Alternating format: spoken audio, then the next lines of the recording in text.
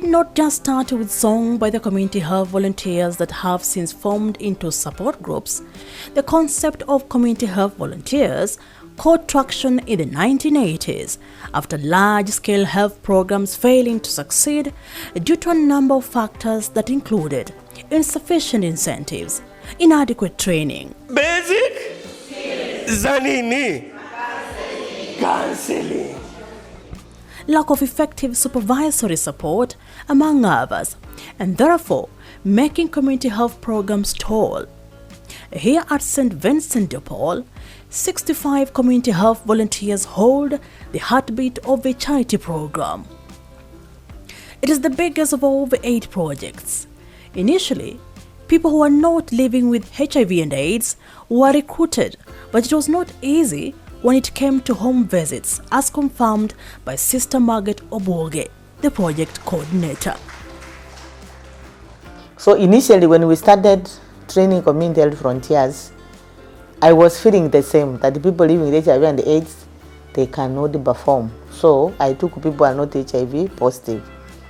But then during the home visit, when we are sharing with the people living with HIV and AIDS, and when they are trying to explain what they go through, and then you could find some of them saying, you cannot know what I'm feeling. I'm explaining to you, but I don't feel as if you are understanding. Since you are not HIV positive, you really don't know what people living with HIV go through. So when a number of them kept on commenting like that, then I felt, then maybe we need to train these people to serve their own. Dawa wakati zilikuwa semekana ni pesa, lakini pharmacy yasema leteni watu tuwapatie dawa. Sasa ukizie dawa na kuzokumeza nyumbani ni shida, unyanyapa uko juu. The recruitment is balanced, those with and without HIV and AIDS, so that it is a support group and therefore managing stigma. They have been trained in home-based care, patient support system, community support system, basic counseling skills, among others. Today, Chris Karuki, a behavior change communication expert, a popular peer educator in the community, is visiting Uzima Support Group.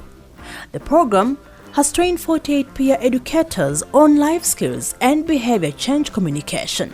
However, there are still a few challenges. Kwa hivyo si tukishajuliana hali, tunajaribu kufikiria jinsi ambavyo tutatatua lile tatizo mwenzetu yuko nalo. Unafikiria yule mwenzetu atahisi vipi? Atajipatia moyo. Atajipatia moyo. Atainuka kabisa. Na atainuka. There's a lot of stigma. Even in situations where people imagine you can be associated with HIV. That is a challenge already, because most of the people would want to join support groups, but they would not want to disclose. And if you don't disclose, you can hardly be helped. So those are the main challenges when it comes to finances and stigma and discrimination. The worst thing is that this stigmatization happens even within our families, and you realize somebody is in a support group, but the first group to discriminate the person is the family itself. The management of the charity program is such that field visits are part of project monitoring and evaluation. Naturally, one will want to know why there are more women than men serving as community health volunteers. It's a big challenge. Even we do ask among ourselves, why are men not supporting the project? But I've realized it is not only the project. We have a desk at the Malindi Sub-County Hospital. And even when you go there, you find that men are very few who come to take the ARVs. But that one doesn't qualify that men are not HIV positive. The program has had to gender mainstream to a reasonable level. There are community health volunteers that are men. Francis Mangale is one of them. Uliko hospitalini tarehe ngapi? 24. Tarehe 24. Mwezi huu? Mwezi wa 9. Mwezi wa pili? Wa 9. Wa 9. Okay. Mwezi wa 9 sasa utarudi tu? Tarehe 24 mwezi wa 10. Wow, umepewa madawa za mwezi? Okay. Nashukuru tu kwa sababu kila mkiwa mnanitembelea huwa nasikia kupata moyo, yani nasikia nguvu, nasikia amani. Maana nikiwa peke yangu huwa najisikia upweke sana. We take a walk into homes of some of the patients reached by the community health volunteers.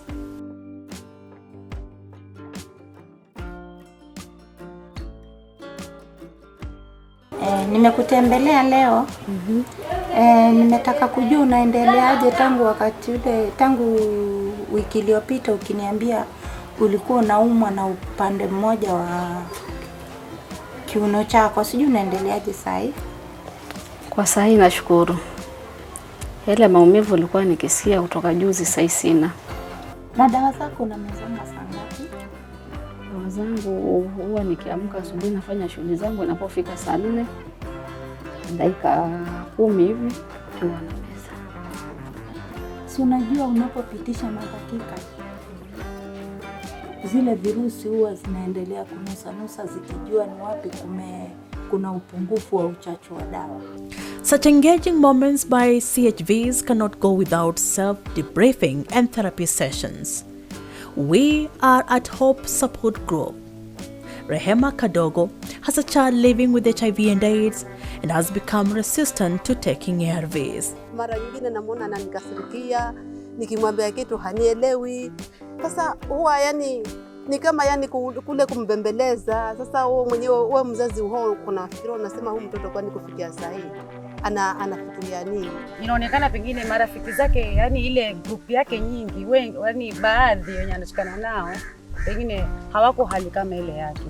Na mara nyingi mtoto akiwa katika hizi hali zetu alafu pengine ashikane na wenzake wenye wako na hizo hali, kuna ile pengine wataongea, watafikia mahali pengine ama wanaweza tembea, wako group hivyo. Alafu kuna ile misomo wanaweza tumia huko barabarani. Umesikia? Pengine kuna ile kama kugoana, wewe kwenda umekonda kama sindano ya ukimwi, ama hizo ni changamoto zinapitia watoto. Hasa ukishona ile group watoto wanarushana maneno kama hayo, yeye anajipata ako upweke. The empowerment of persons living with HIV and AIDS does not just come with participatory approaches to them addressing their own plight, but also supporting themselves for the saving and internal lending communities. The Tumaini HIV support group is in a meeting that will enable them borrow or save for their well-being. Nataka kukumbuka zile akiba tuliacha pale ndani ya sanduku. Dharura tulibakisha pesa ngapi? Dharura tumebakisha 12,000. Kuanzia wiki chao kutoka kwa ofisi tutakuwa tunatembelea kila mmoja wenu ili kuona kwamba zile pesa umechukua hapa yenye ulikuwa umesema utakuwa umefanyia kweli hiyo jambo yenye, ama kazi ama ni kibanda, kuuza chakula, kuuza mboga. Ungependa kufika kwa kila mmoja wenu ili tuone kwamba ile kazi ulikuwa unafanya ndio unaendelea kufanya. Tukija msichukulie kwa ubaya. Sisi kazi yetu ni kuangalilia kwamba pesa isipotee. Monica Njeri 100. The fruits from this network are evident. The members are able to engage in income-generating activities for which they are able to make savings for better livelihood. Monica Njeri hawks coffee and does dressmaking. She's a success story out of a support group.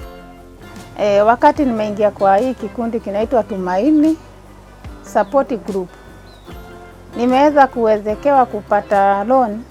Natengeneza coffee na snacks, nazungusha morning hours. Imeniwezesha hata kuweza kusomesha watoto wangu. In their outreach activities, they use a whole family approach. The team of a community health volunteer and staff from the St. Vincent de Paul charity program arrive at this home where Kazo Zamini lives with her 2 children, all of whom have a life of resilience out of the effects of HIV and AIDS amidst challenges arising out of nutrition.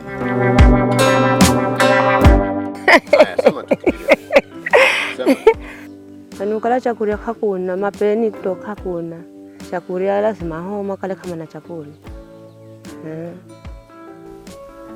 The 2 boys, Baraka Samini, whom one will think is shorter than Ibrahim Samini, is stunted because of lack of appropriate nutrition. He's the oldest of the 2. They go to Maziwani Primary School, where only the two of them are supported because of the HIV status, without their classmates knowing about it. Nutrition supplements supplied by the program is of great support to their health. Nasema kotekota unaweza kula mchana huku na kule jioni kawa hakuna. Kotekota unafaa kupata chakula. Martina Mwadime is the deputy head teacher here. Her revelation is a boost to managing stigma. Pale mwanzo alikuwa anakamba kwa nini tunawapendelea hawa, atupatie watoto wote chakula. But tukamwambia kwamba huyu mwenzenu tunamwona pia ni mnyonge, hana nguvu.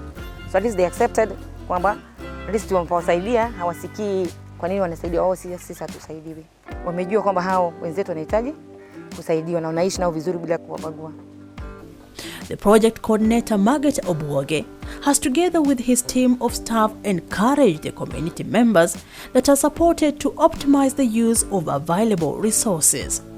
When we go for the home visit, we teach the entire family or community, anybody who is within that locality, we teach them about the importance of nutrition, the importance of supplements, and then we teach them on the local found supplements.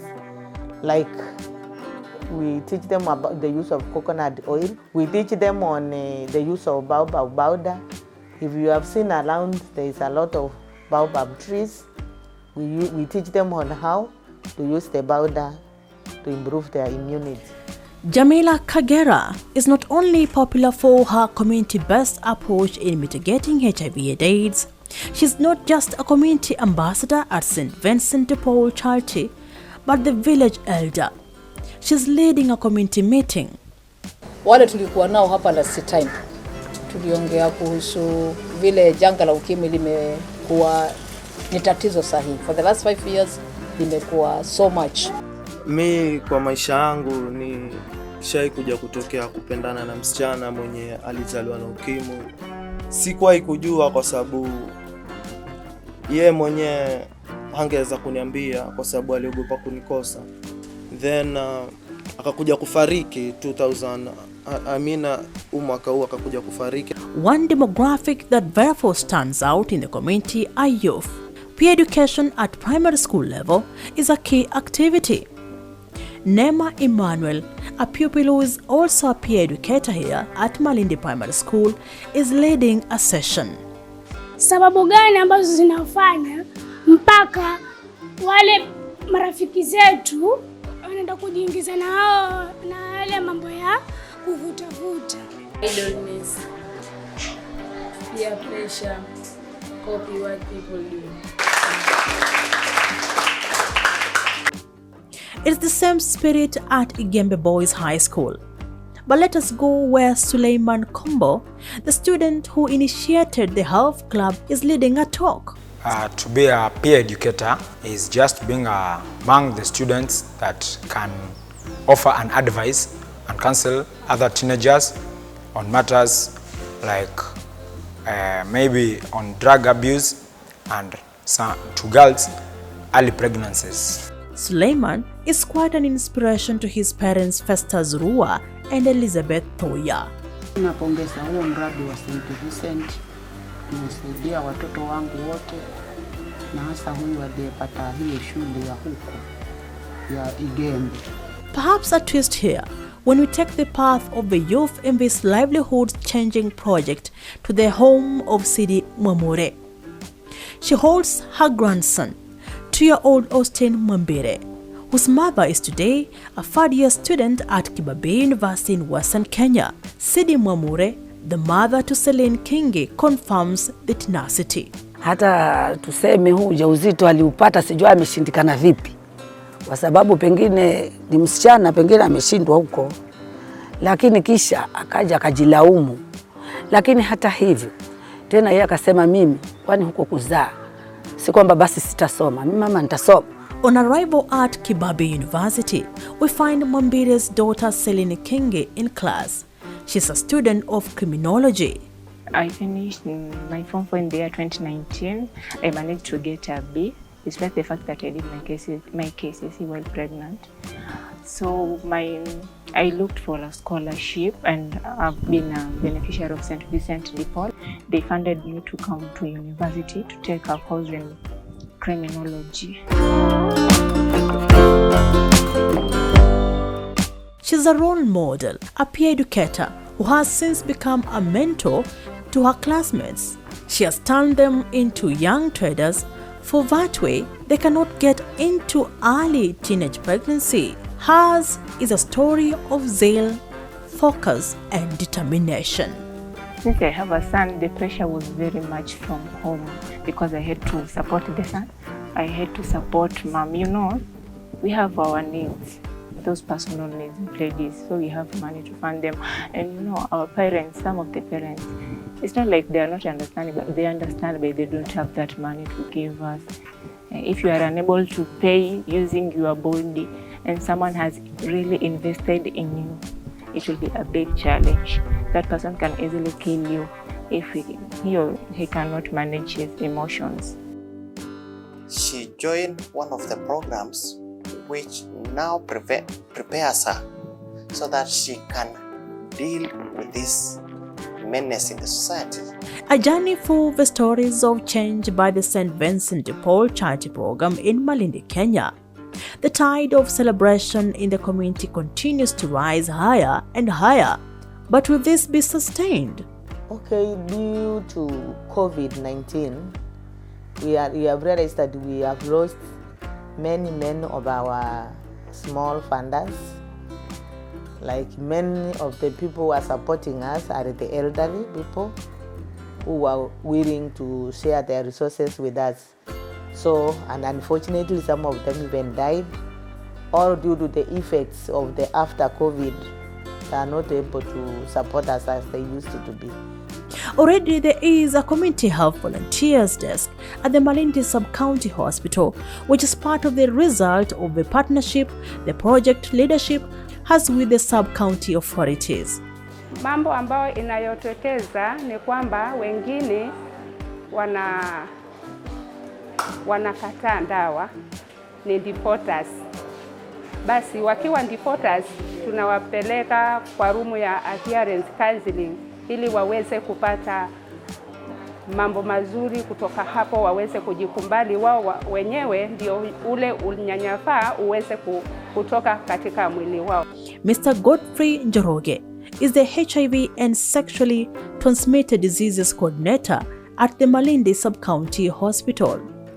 I would say St. Vincent de Paul has helped us quite a lot in the first 90, that is identification in the community, in that they regularly support outreach programs with our counselors and our clinicians to go and do HIV testing in the community. In place is also a strong administrative system to ensure sustainability. Resource mobilization is not only an appeal from the management team of the project, but a top priority activity. For that is the only way the wheel will keep rolling.